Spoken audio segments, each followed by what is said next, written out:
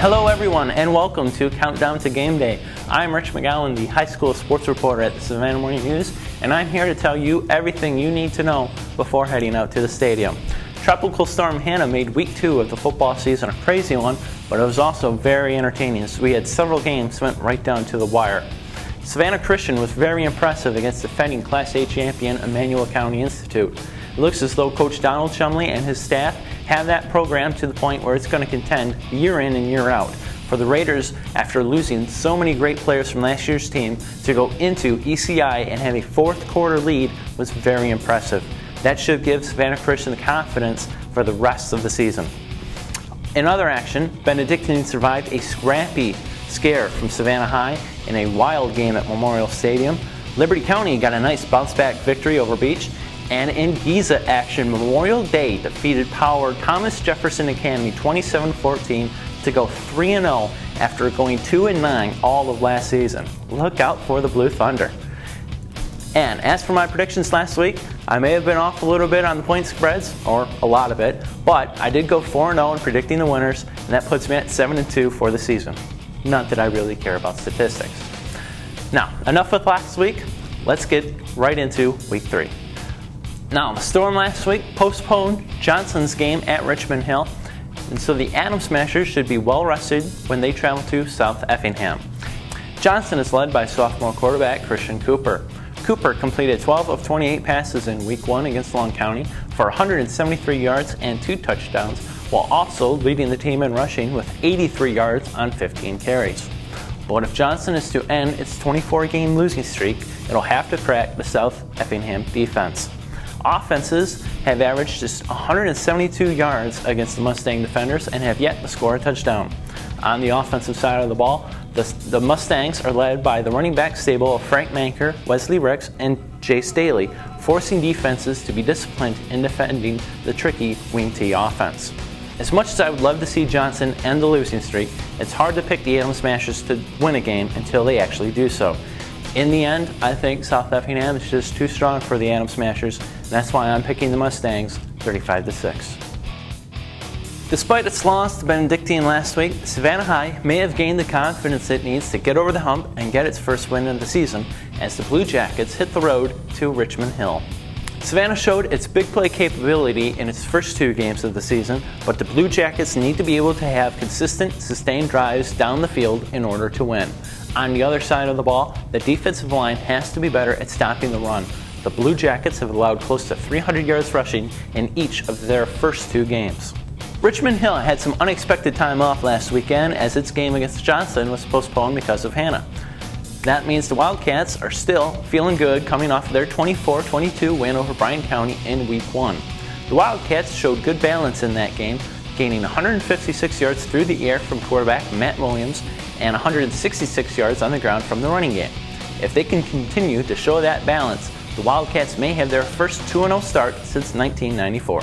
This is a tough one to call as both teams have struggled for wins in recent years, but I think the Wildcats, still feeling good off their win over Bryan County, have the confidence coming into this one, and it's hard to pick against confidence. That's why I like Richmond Hill 24-22. Over in Springfield, Liberty County, fresh off its first win of the season last week over Beach, travels to Effingham County to face the Rebels. Now the Panthers got a big game from their defense last week as Liberty County allowed Beach only 158 total yards of offense while forcing 3 Bulldog turnovers. The offense, meanwhile, had just 1 turnover, a far cry from the 7 turnovers the Panthers surrendered in an ugly 35-0 loss to McIntosh County Academy in week 1.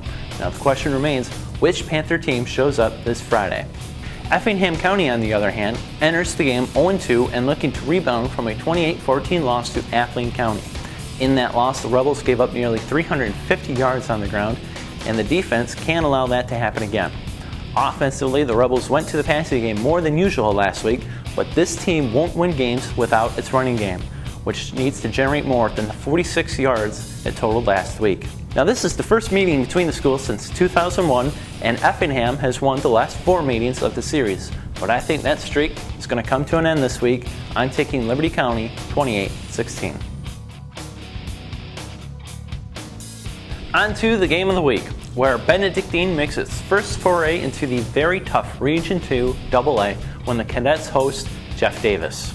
The Cadets are 2-0 after a pair of thrilling finishes over Windsor Forest in Week 1 and Savannah High last week.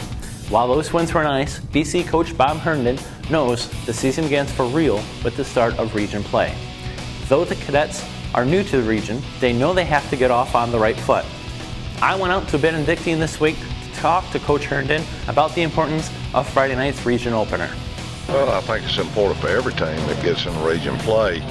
The thing you don't want to do is get behind the 8 ball, and get a couple of losses and then have a must game at the end. Mm-hmm. But right now, every game's important. Every opponent has got to be feared a little bit, and hopefully that's what we'll do.